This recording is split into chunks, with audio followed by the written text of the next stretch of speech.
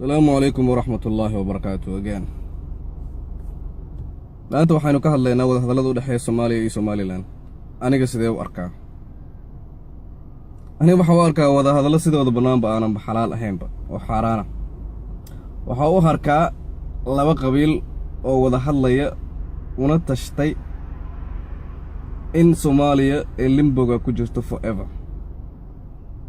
xuduud been dad walaalo isnacbanayna qoorta la isku geliyo. dad maaragtay aanan waxba kala galabsan oo qoorta la isku geliyo. wada hadallada inay saa u dhacaan ma ahayn. waayo Soomaaliya laba qabiil qof daga way ka weynta.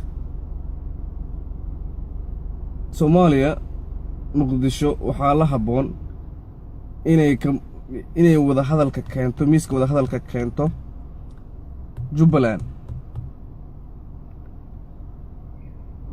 Khartoum State of Somalia, Puntland, Bay Bakool, Banaadir. Every muwaadin Soomaali ah oo dega Muqdisho waa inuu go'aan ka gaaraa qofkii u aadi lahaa wada hadallada lala galayo Somaliland. That's point number 1. ay dadkan xiisaha u qaba tigid intay gataan shacabka lacagta xoolaha intay tigid ku gataan diyaaradda soo saara.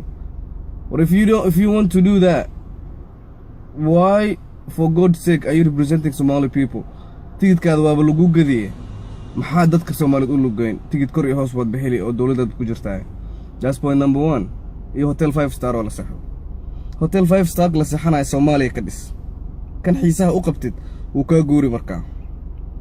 waqooyiga ku soo haray. waqooyiga qabiil ma dego.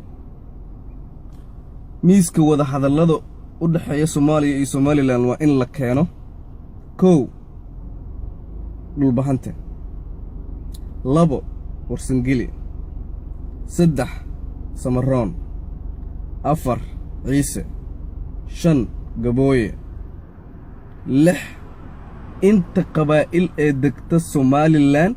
They have to be on the table. waa qasab, waa laazim. waxaan laba qabiil oo kala gaaraya ma kala qaadanaya maahan. waa a whole nation in la kala gooyo la rabo.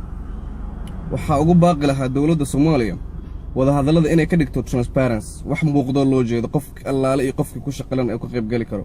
muwaadin walba Soomaaliyeed wuxuu xaq u leeyahay inuu ka dhiibto codeen. haddii taa la waayana waxaa lagu kala bixi doonaa sidoo Ingiriiska iyo Scotland ku kala baxeen oo ah one man